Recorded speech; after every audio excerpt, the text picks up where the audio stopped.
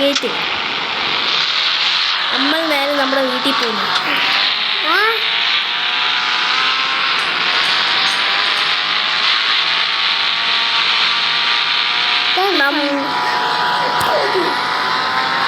ഇതാണ് നമ്മളെ വീട്ടിൽ പോകുന്നു. നമ്മളെ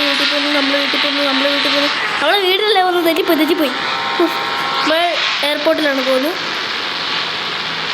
അമ്മച്ചി ഇടിക്കലേ